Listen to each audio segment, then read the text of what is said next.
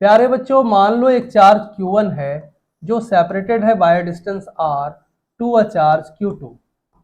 और ये भी दिया हुआ है बच्चों कि ये जो चार्ज Q2 है वो बड़ा है Q1 से, और ये जो मास M2 है वो बड़ा है M1 से।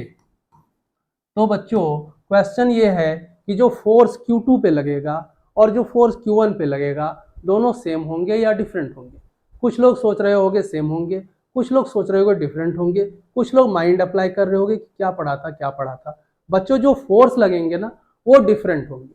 Of course the magnitude is same, लेकिन बच्चों याद करो फोर्स जो होता है वो वेक्टर क्वांटिटी होता है। बच्चों this is suppose the force on F Q2 due to Q1, उसका डायरेक्शन इधर होगा बच्चों। जो फोर्स Q1 पे लगेगा Q1 के द्वारा, उसका डायरेक्शन इधर होगा बच्चों। दोनों पॉजिटिव है, एक दूसरे को रिपेल कर रहे हैं, एक दूसरे से दूर जाना चाह रहे हैं।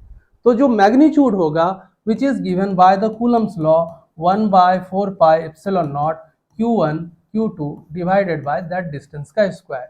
लेकिन बच्चों फोर्स मैंने बोला कि फोर्स एक वेक्टर क्वांटिटी होता है। This equation is a scalar one. तो क्या इस इक्वेशन को हम वेक्टर फॉर्म में डिराइव कर सकते हैं? ऑफ कोर्स कर सकते हैं, वही सब्जेक्ट है इस वीडियो का।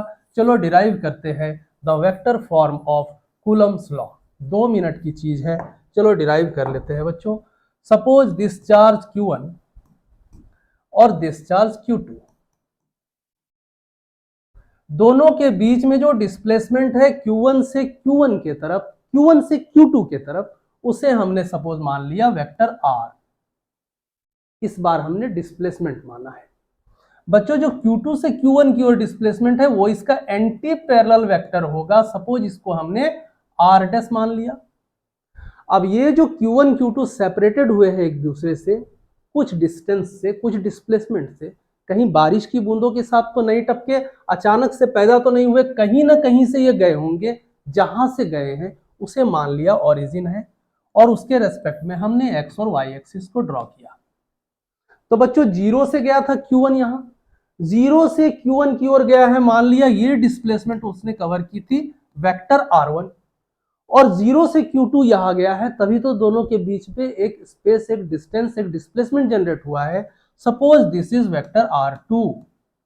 तो हमने वेक्टर में पढ़ा था बच्चों triangle law, head tail method, parallelogram law, कुछ भी लगा दो। यहां देखो vector R1 plus vector R is vector R2। तो हम लिख सकते हैं बच्चों vector R1 plus vector R equals to vector R2।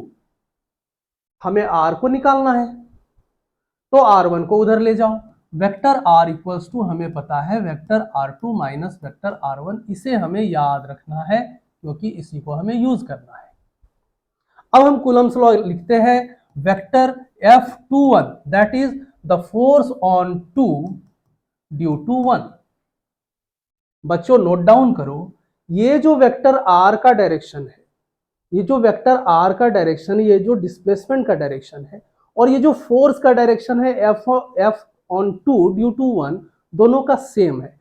तो हम आराम से लिख सकते हैं vector F21 is 1/4πε0 Q1 Q2 divided by this R का square, that is the magnitude of R का स्क्वायर। बट अभी भी ये स्केलर है, इस डायरेक्शन में फोर्स को हमने नहीं लिया है। वो कैसे लेंगे बच्चों? हमें पता है किसी भी स्केलर को हम वेक्टर कैसे बनाते हैं, यूनिट वेक्टर से मल्टीप्लाई करके। और यूनिट वेक्टर का फॉर्मूला होता है that vector divided by the magnitude of that vector.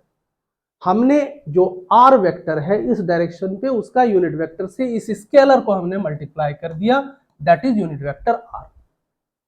और हमने यहां फॉर्मूला पुट कर दिया, तो क्या होगा बच्चों 1/4πε0 Q1 Q2 divided by magnitude of R का स्क्वायर। इसके बदले में हमने ये पुट किया, तो vector R divided by magnitude of R।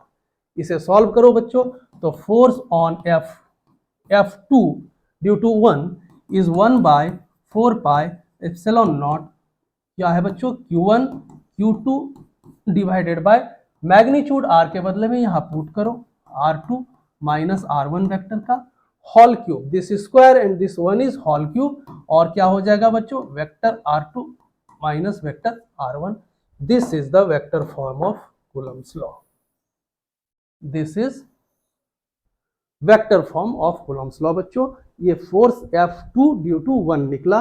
1 ये हम निकाल सकते हैं बच्चों, ये हम निकाल सकते हैं आराम से। Force on 1 due to 2।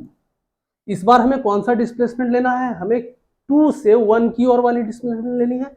सो हम लिख सकते हैं R2 plus R dash equals to R1। हम क्या लिखेंगे बच्चों, R2 vector plus R dash vector equals to R1 vector. जो ऑपोजिट डायरेक्शन से आएगा वही रिजल्टेंट कहलाएगा। सो हमने ये ले लिया, पुट कर दो बच्चों यहाँ पर। सो F ऑन 1 ड्यू टू 2 क्या हो जाएगा बच्चों, 1/4 pi epsilon not Q1 Q2 divided bye, इस बार क्या हो जाएगा R1 minus R2, R1 minus R2 उधर ले जाओ, है ना। Vector R dash equals to क्या हो रहा है, R1 माइनस R2 वेक्टर, ये है बच्चों। इसी को हमने पुट कर दिया, तो R1 माइनस R2 का whole cube and vector R1 minus R2। This is the other force that is 1 पे 2 के द्वारा। यही है vector form of Coulomb's law बच्चों। Hope you enjoyed. Thank you बच्चों।